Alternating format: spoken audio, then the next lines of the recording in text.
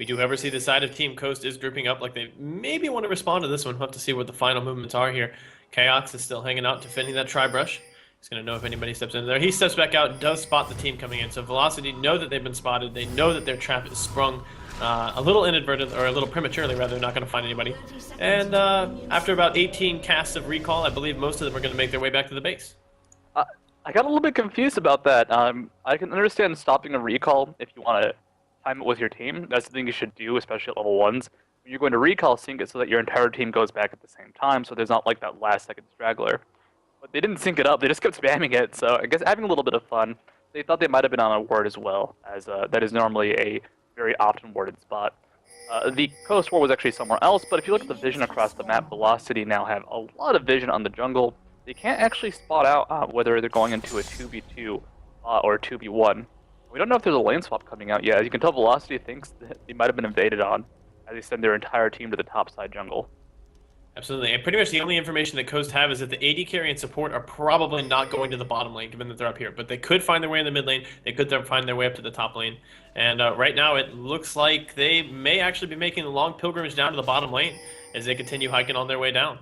Interesting, this is interesting. So they're going to arrive a little bit late, but given that they're walking into a 2v1, that's not necessarily the worst thing in the world, as they don't expect to find themselves in a duel situation 2v2. I don't know who you're actually talking about right now, because both teams are doing the exact same thing. That's a fair point, okay? But still, I was just looking at the red side of the map because that color is more attractive to my visual palette.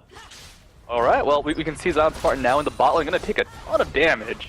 Taking down about half HP very quickly. MalfusX, of course, has that critical strike built up from his passive. As now a teleport being used by Cris up top lane just to get to the lane faster, make sure he can get that little bit of experience after getting something in the jungle. Yeah, that's not too bad there. But you see the effectiveness of that Ashe crit level 1, just rolling up and just saying, okay, here goes half of your HP right away. But ZionSpartan, he's gonna be able to come back. He's got the Doran shield. He's got quite a few health potions along with that ward, so he's in it for the long haul in that lane. It's actually worth it level 1 to miss CS to force Ashe to use her critical strike on something else. As Cris doesn't get hit by the fly, Daydreamin not able to get close enough, will be safe up topside. But that level 1 critical strike is such a huge impact if it does land. Like, it forced ZionSpartan to go back to base. So now as a result, he missed some farm. He is going back into the jungle just to try and pick something up, but we now have Cris going to get some minion experience versus ZionSpartan, who has hit level 2. But he's going to be pretty experienced until he picks up the golems and they respawn. This is going to be interesting. Cris has to keep himself safe and just use those Qs to try to pare down the wave as best he can, try to prevent as much damage as possible. In the mid lane, Fragnatic going to get feared up by NintendudeX, but he did land a lovely stun onto Shiphtur. He's going to have to flash away. Shiphtur throws the javelin. It's not going to land at max range, but NintendudeX's first gank rewarded with the usage of a summoner. Unfortunately, Fragnatic being caught in that position where not Lissandra, but Syndra has a very, very long cooldowns early on, and can be pretty difficult to get good positioning to actually land her slow and land her stun. So, NintendudeX able to actually come into close range. Of course, that spell shield making it a much easier engage. Syndra is normally a difficult gank, but with that Nocturne kit, especially that spell shield, able to really close that gap. So we see ZionSpartan finally hitting level 3, going to be able to use his shield to keep himself a little bit safer under the tower. He's already used up the entirety of his health potion reserve. He's going to try to stick around, get as much farm and experience as possible. And he's been having a pretty rough time of it. Chaox over on the other side of the map has been keeping up with frommaplestreet, just lockstep and farm. Now ZionSpartan comes forward here as they try to make the gank happen, but they just get completely shut down by that Terrify. Evaniskus quick on the gun with that fear. The cool thing is, if they want to engage, if Fear actually has a shorter or longer cooldown than the Broken Wings, so there's possibilities on Spartan could try and go in now, but the cooldown's been used, it's backup available for Evaniskus. It's a hard lane to gank. Fiddlestick is one of the harder supports to actually kill, because once you try and get close to him, he's going to land either the Fear or the Silence. The Silence will usually stop you from getting any sort of CC down, and the Fear, of course, at early ranks, not that great, but it is an incredibly good CC, pulling up to 3 seconds at max rank.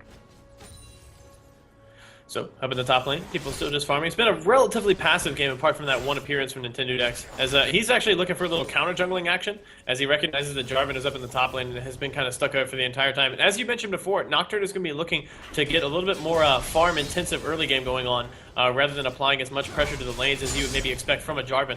And so NintendudeX is going to take every opportunity available to him to pick up full camps of jungle creeps.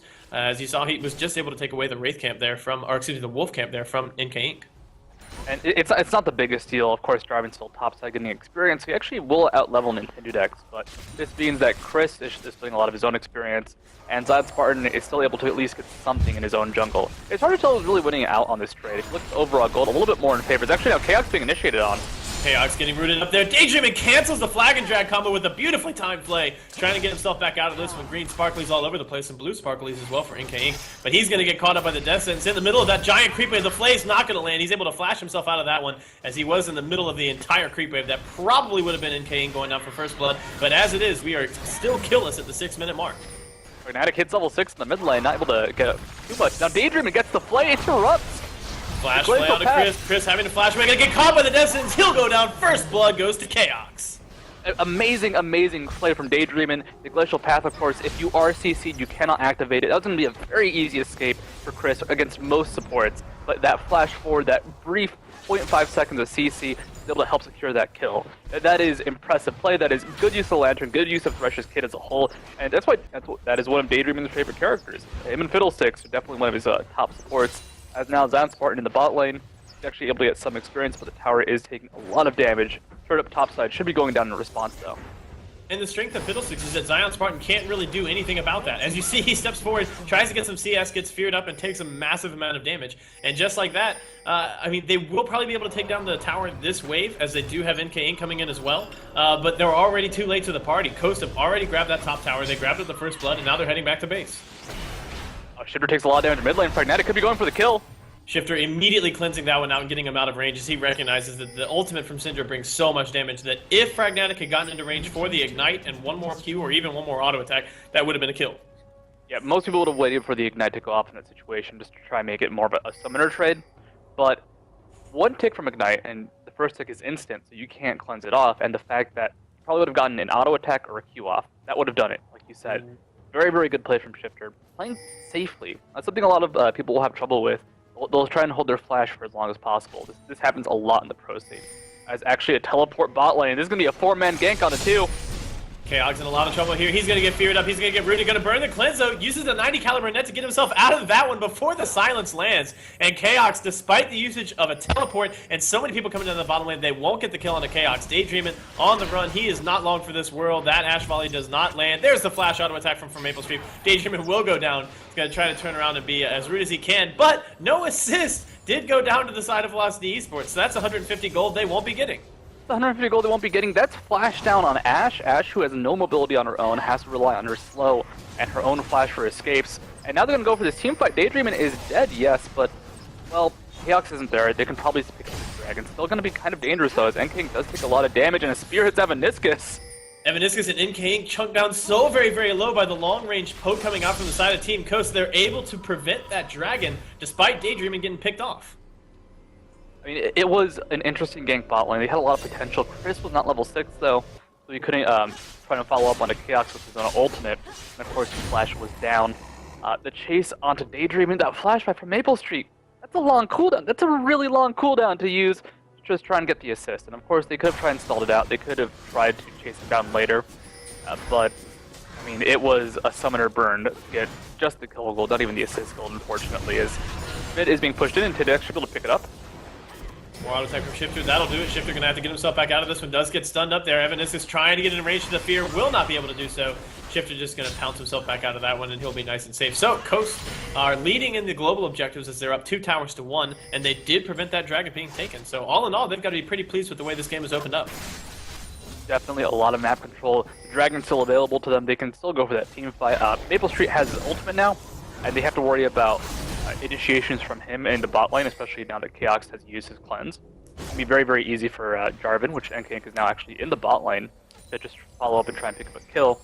As a result, you see the members of Coast in the bot lane just being very, very, very safe, staying far back. They don't want to get initiated on with the ultimate. They don't want Jarvan to follow up and kill them. One other thing that's worth mentioning that they lost during that gank is that the ZionSpartan was left alone. I say the ZionSpartan because I like that children's song, "The Cheese Dance," alone came to my mind. But he was able to get a pretty significant amount of experience and steal away the red buff while getting a lot of farm. So you see right now he's got a full level advantage over Cris and that red buff to his name. So Cris, at this point, if he's not directly under his tower, probably cannot be anywhere near ZionSpartan. Pings out onto NintendudeX. They think he might be in the area. A Death Sentence comes out from Daydreamin, misses bot lane. You're right, with that experience that he got topside, Cris can't really kill him. It's going to be hard for ZionSpartan to kill Lissandra if she's near her turret. But for those extended chases, I will take a Riven over Lissandra, despite the glacial path and how powerful it is.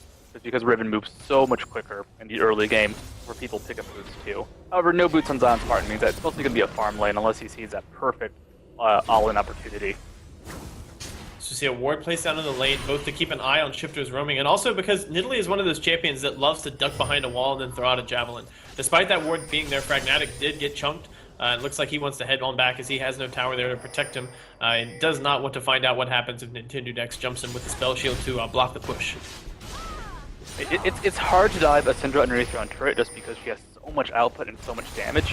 At the same time, it's not really about the output and the burst, it's about forcing Fragnatic into a position where he's underneath his own turret, has less room to juke, and now ZionSpartan in a little bit of danger topside.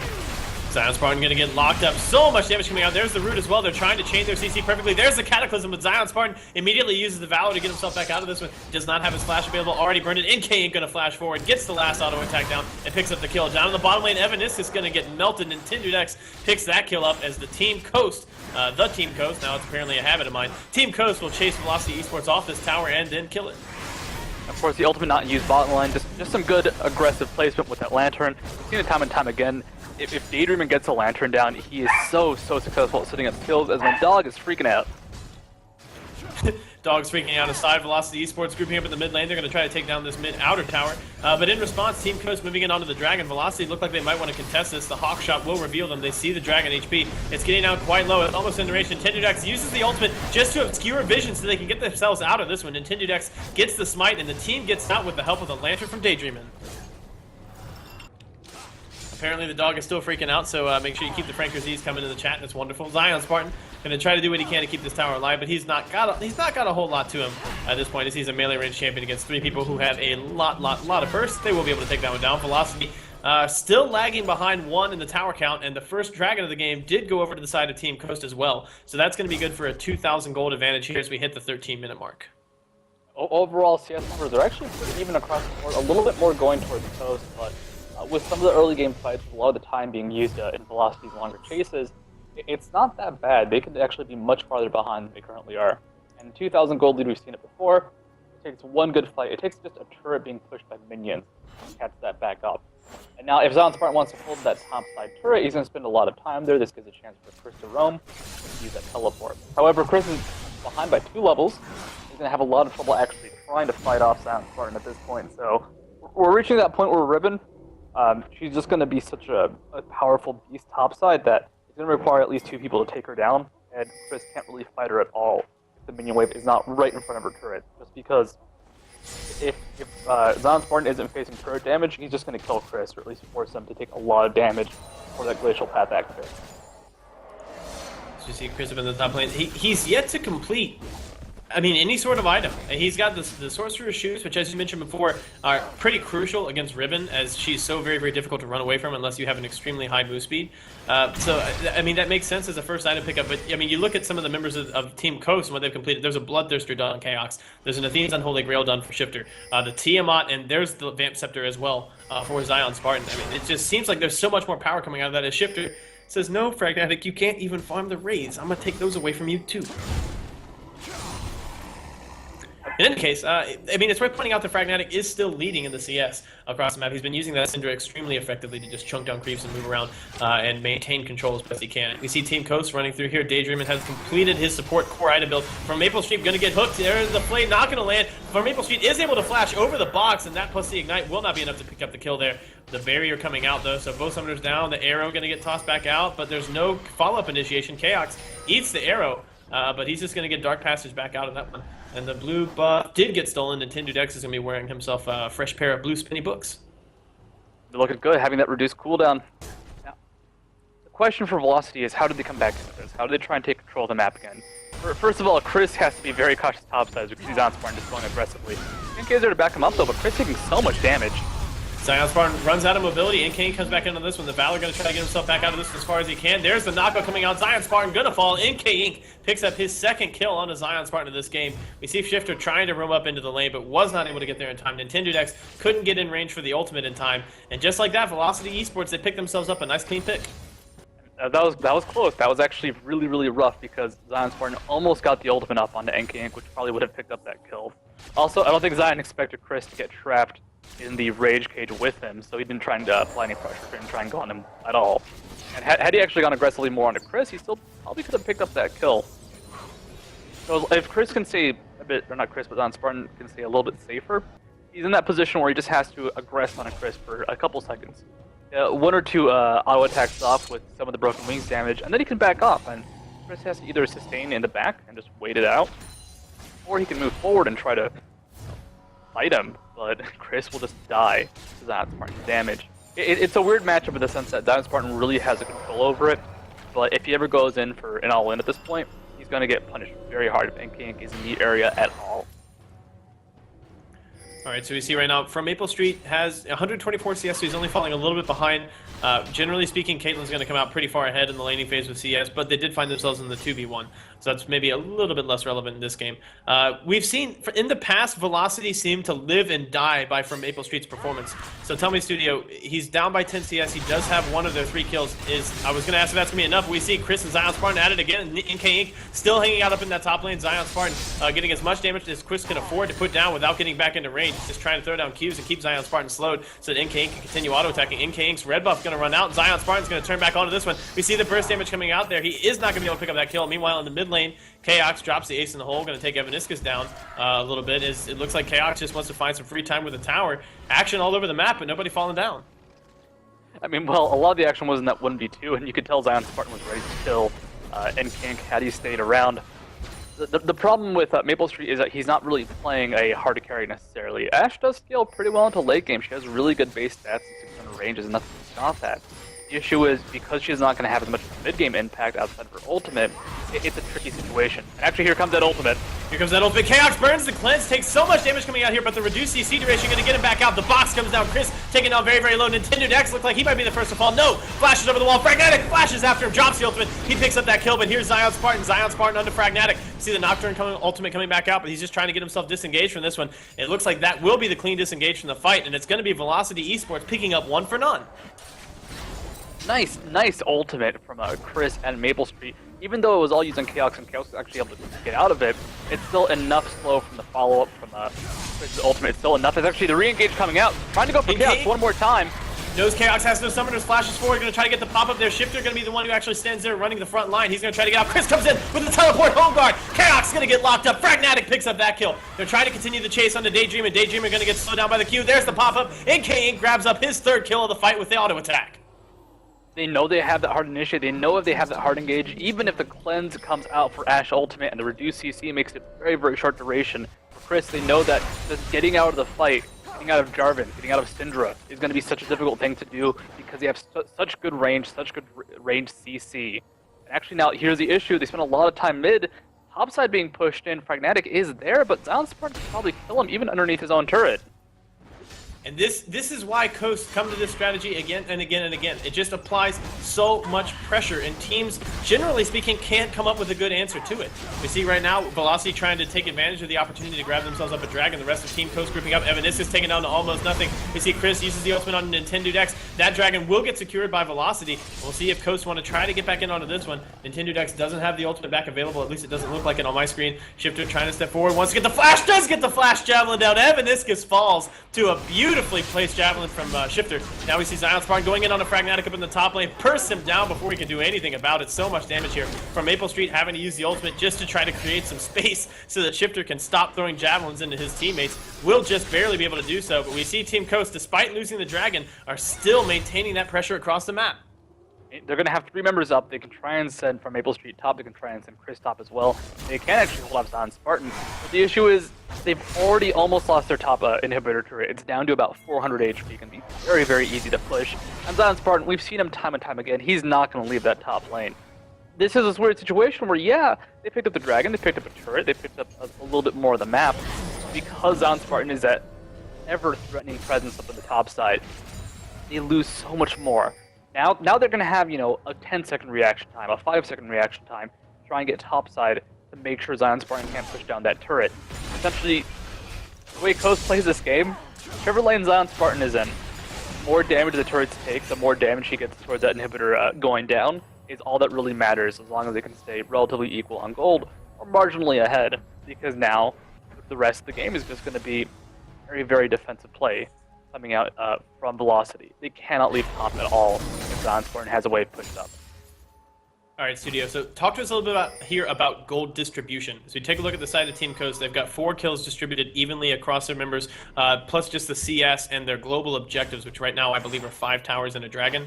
Whereas you look over at the side of Velocity Esports, and they have 3 kills on their Jarvan, 2 on Lissandra, and then just 1 onto frommaplestreet. Talk to us a little bit about how that gold distribution pans out through the game, and who you think is in the better position right now. The important thing is that ZionSpartan has reached that point of the game where Riven can kind of snowball. Pragmatic is actually, I'd say, the most important member of the team right now to start getting gold on. He does very, very good chain damage, he does very good burst damage on Syndra, and he is in lead of his team. The issue is that no one is really close to him on Velocity. So they have really good burst damage for one person, they'll have really good CC for a quick moment, but they're running into problems where if Pragmatic can't get a kill with his ultimate right away, then they're just going to die to the sustained fight. Now Daydreamin being picked up.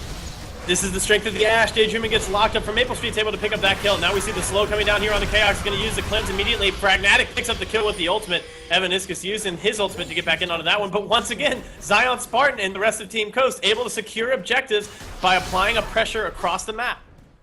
Alright, ZionSpartan, he's trying to get out of this. Looks like he might be safe as NKang doesn't want to CC that. Remember, still staying mid lane for Velocity. They pick up 2 kills, lose a turret in response. It would be a good exchange, except it's that inhibitor turret, and ZionSpartan, he's not leaving. He's just going to stay up there, keep applying pressure till he sees the rest of Velocity start abandoning lane. And at that point, he can start rotating out. But he's now just going to force those fights to last as long as that last engagement. That was a 5 or 10 second fight, maybe closer to the 5-second fight in favor of Velocity. It was a great engage, quick pick up on Daydreamin, quick pick up on Chaox right afterwards. But even though it was only a 5-second fight, incredibly short amount of time, they still lose top inhibitor turret, they still took damage on their inhibitor, they still losing control of the map, and now ZionSpartan going forward aggressively. ZionSpartan flashing to cancel the other take of the glacial path there, and will be able to pick up that kill onto Cris before he even knows that the Riven is there. I mean, glacial path so far interrupted twice this game, leading to both of Cris's deaths. That is just a small caveat of the character. You need to be able to actually press the button one more time. You need to be able to not be silenced, not be CC'd. And it is a very short duration spell. There is no like last second, hey, here's this moment where you can press the button type situation. You press it or you don't, and it's a very short amount of time to do so. Especially with the 0.7 second CC from ZionSpartan. It's not a long CC from Riven. 0.75 seconds, that's a very, very short amount of time, especially compared to other CCs. But it's long enough, just like the play, to deny that glacial path. And I want to say that where he flashed himself to, like the position to which he flashed, would have been able to catch out the stun if he immediately used the glacial path anyway. So if he glacial path and then flashed, he was going to get caught. In any case, Cris going to walk into a brush. It has the ZionSpartan, and it's ZionSpartan pops heal. Cris using the ultimate on himself as he tries to buy time for Pragmatic to get in. The wind slash already used. Cris going to be able to flash himself away from this one. ZionSpartan, can he get anything? No, he cannot. Pragmatic picks up that kill. A good kill, a good pickup. Cris barely staying alive. The Ignite was used as well, so pretty much everything that ZionSpartan could have dealt out was dealt out at that very moment, but the Bloodthirster is purchased from ZionSpartan. And you know what? Cris would have died if that Bloodthirster was available back then. They're picking up kills, they're getting a little bit back, but when they finally do, so much more has been gained by Coast in response. And you were mentioning the Glacial Path. That was a smart flash. He expected the Glacial Path to go in that direction. He was trying to catch it out. What Cris honestly needs to do in some of these situations is walk off to the side. Neither walking towards ZionSpartan, neither walking towards an escape route, just walking in a direction where he doesn't expect ZionSpartan to actually go for, but still leaves an open escape. However, it's a dangerous situation to be in, and it's also a lot of predictive mind games, and it's very, very hard to win those out because in the end, ZionSpartan has the upper hand because he's forcing Cris to run. Exactly, and he's also significantly faster. That Glacial Path is the only thing Cris has to get himself out of this one. So if he does one of those, I walk this way, Glacial Path the other, and either you follow me and I Glacial Path, or you don't and I don't. If he doesn't do that, basically ZionSpartan will just be able to run him down anyway. So he's in a really, really tough spot like that. The context in which he can get himself out using that kind of tactic is, I mean, they do exist, but they're very, very, very limited. As we see, there's a Javelin landing on a Fragnatic, there's the ace in the hole, and that's an AP carry taken down to almost nothing. Ko's going to try to take advantage of this and start the fight up. NK going to just barely be able to get himself out of this one as Evaniskus Sphere pushing NintendudeX the other way. NintendudeX gets the ultimate down on the Fragnatic, able to pick that kill up as soon as he arrives. Now Daydreamin wants to lock up from MapleStreet, going to throw it back the Dark Passage. It will not get picked up by anybody. The Javelin does land on the MapleStreet. Flash play comes out. Daydreamin not going to be able to land the death sentence as the flash comes out from MapleStreet as well. Shiphtur going to be taking that enchanted crystal arrow to the face, but doesn't matter. ZionSpartan comes in from the side, drops his ultimate, picks that kill up. Now Cris just barely going to be able to get himself away from that one as he did maintain control of his character right as the Glacial Path was finishing up. Team Coast going to be able to take down this inhibitor. Shiphtur goes for yet another flash Javelin. Won't get paid on that one, but the rest of Team Coast will be able to take down the inhibitor, and now they move in onto the middle inhibitor tower. This might be the only chance for Velocity to do something. The middle inhibitor turret is, of course, not being tanked by minions, but the characters themselves. But they really can't pick it together. NintendudeX in a bit of danger. Should be able to escape this, though. He's just too fast. He's such a mobile character with his Duskbringer down and that Lantern. It'll be very, very safe for him in the end. That is how Coast plays. They don't look for big team fights, especially with a composition like this. They're looking for that quick poke, that quick spear, for a little bit of damage. And by a little bit, I mean, you know, half of Evaniskus' HP bar, or in that case, most of Fragnatic's HP bar. And then they just either follow up, or they force Velocity retreat while ZionSpartan picks up the objective. Spartan now a bit of danger, does get hit by the fear. ZionSpartan going to be able to get himself away from this one as Shiphtur tosses out a Javelin, a little heal action. ZionSpartan's going to be just fine on that one. Velocity thought they could group up and pick that one up. Cris even used his Glacial Path to get in, but did not have his ultimate quite available yet. And without that big CC and that big burst damage to combine with his DFG, they're going to have a very, very difficult time actually killing ZionSpartan. And of course, Cris's ultimate has a very long cooldown in comparison to most of the characters. It's 80 seconds with the cooldown from DFG. Compared that to Riven, who doesn't have a lot of cooldown herself, and it is only an 80-second cooldown. Or actually, 48-second cooldown, my god. So right now, ZionSpartan is able to constantly duel, and there's not a whole lot Cris can do without the ultimate up. The ultimate is available much less often. That is just something Lissandra suffers from. It's a great ultimate, but it does have a very long cooldown, even at max level. Alright, so we see ZionSpartan is even sticking around in the top lane. Cris, I mean, he's the one who's kind of being charged with keeping these super minions out of the base. As ZionSpartan dives back up onto Cris, there comes the ultimate, there's the DFG as well. Cris going to use the Glacial Path to get himself out of this one, as there are 4 members of Velocity up in the area. That slow's not going to land as he flashes out from it. That's going to leave from MapleStreet all alone down in the bottom lane. He's going to get locked up. He's going down. Chaox picks up the kill with the ace in the hole. Coast's going to be able to grab themselves this tower. We'll see what else they can get before the rest of Velocity eSports are able to make their rotation down to the bottom lane. Spartan still pressuring topside. I mean, this is a great push, not going to be a 5v4 as ZionSpartan. He's actually looking to try and engage from that top side. If he sees the moment to move from the Nexus, you can definitely safely engage. There's now a lot of damage going on to NintendudeX. ZionSpartan diving the Nexus turrets. He almost got the lock up on a Cris in time. Fragnatic shows up, drops the ultimate down as well, while the rest of Team Coast taking down the inhibitor tower. ZionSpartan able to use that Riven mobility to get himself away from this one. NintendudeX just face taking the tower at this point as Chaox is able to pick that up with the auto attack. They're just doing as much damage to this inhibitor as they can. Chaox gonna get silenced up. NK ain't gonna try to go for the 1v1. ZionSpartan, 2 go in, 1 come out. No, 2 come out, but then ZionSpartan's gonna try to kill that other one. No, he's not quite gonna be able to, as from MapleStreet comes into range to get the slowdown just in time. ZionSpartan with the Ravenous Hydra and the Bloodthirster life stealing so much off those creeps. Evaniskus gonna get caught up by the death sentence. Will they be able to take him back down? No, they will not. They turn back around as Fragnatic shows up. Daydreamin gonna fall down to the ignite from Fragnatic. And Team Coast giving a couple kills away as they're trying to make this push happen. At this point, they did just get the middle inhibitor tower as well, so all inhibitors are exposed. Chaox gonna eat the enchanted crystal arrow, gonna get healed up by Shiphtur as he uses 90 caliber net. He's gonna get the slowdown on the Fragnatic, and Fragnatic's gonna take a javelin, so he'll fall. ZionSpartan continuing to apply pressure, this time in the mid lane. As he moves back up to the top lane, gonna keep pushing creeps in. Coast this is the chaos that they try to bring up to their opponents every single time, as they just push everything again and again. They are relentless. ZionSpartan gonna take the ultimate. He's got 3 people up here trying to deal with him right now while the rest of his team takes down buildings. They will finally be able to take him down from MapleStreet, grabs up that kill, but at what cost? As the middle inhibitor falls, all 3 inhibs are now down, and they've lost a Nexus turret. ZionSpartan was able to split push 2 lanes at once inside Velocity's own base, as the rest of his team was able to pick up kills off on the side, and they could not kill ZionSpartan even after he dove onto their next turrets. It took a base, it took Cris to come back, it took so much time and so much effort to actually pick up that kill on the ZionSpartan. I mean, they have the mobility, they have the initiation, but ZionSpartan with that shield, and just the very minimal mitigation he has on those Mercury treads, and Doran's shield, it takes so much to actually take him down. That is something that Riven has an advantage of in spades. She has mobility, and that short duration, short cooldown shield. It is a 6-second cooldown, or a 400 damage shield, which, if you look at the damage of Syndra, the damage of Lissandra, it'll actually block out one spell, and especially Lissandra, she doesn't have that much damage at this point in time outside of a full burst combo, and because of that, ZionSpartan's just able to keep picking up, keep on surviving. And now, they're gonna get this Baron for free. There's no way Velocity can stop this, even if NK can pull it right now over the wall.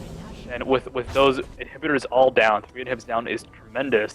They would actually lose the 5v4 immediately after, as Coast would just push in. And now Coast, they can push towards top, try and pick up the inhib, but they have enough super creeps there where they can just try and push them with them to end the game. Exactly, yeah. Once all 3 inhibitors go down, all 3 lanes start spawning double super creeps. 2 super minions per wave come out. It's so difficult to push against that much HP and damage. Fragnatic going to take the javelin. Here comes the ace in the hole. They're going to get the follow-up. Enchanted Crystal Arrow, as we see Cris trying to come back up from the other side with the teleport. We see a nice Cataclysm going to lock 3 members up, but NKX all alone up there. We see ZionSpartan going to pick up the shutdown as he grabs that up. That's actually the first death of the game for NKX. We see Fragnatic trying to show up. He's not going to be in time. Double kill goes down for Shiphtur as the javelin lands, and this looks like it'll be the end of the game as the rest of Team Coast group up take this down. Fragnatic going to take yet another javelin, has to flash himself back onto the platform. The last Nexus tower will fall. It will indeed be Coast taking this down. 32 minutes, the Nexus is going to drop as they continue their domination of the NACL. We're going to see Fountain Dives. We're going to see Fountain Dives. No, we're not, because the Spear is too much. Fantastic play from Coast. When it came down to the split push, it wasn't just a split push, it was also the pressure being applied by the 4 of the members. And even if they got caught out, and they did get caught out a couple times, Velocity lost so much just from ZionSpartan pushing that it didn't matter. Alright, you picked up 2 members of Coast. Congratulations, you lost your top inhibitor turret. Your inhibitor is now taking damage. You pick off 1 member from Coast, like, alright, across the map, we're taking another objective. Just the split pushing works out so well, the synchronization from Coast, able to punish whoever doesn't get ganked. So for example, ZionSpartan gets ganked, the rest of his team pushes down a turret. The rest of his team gets ganked, ZionSpartan gets an inhibitor turret. Very well played, though. Absolutely, yeah. Those are the difficult decisions that Team Coast forces you to make. So that's our first game of the night. Congratulations to Team Coast for maintaining their undefeated streak as they grab that one up. We're going to take a quick commercial break, and when we come back, it's going to be our second game of the night between Gold Gaming Los Angeles and Cris Academy.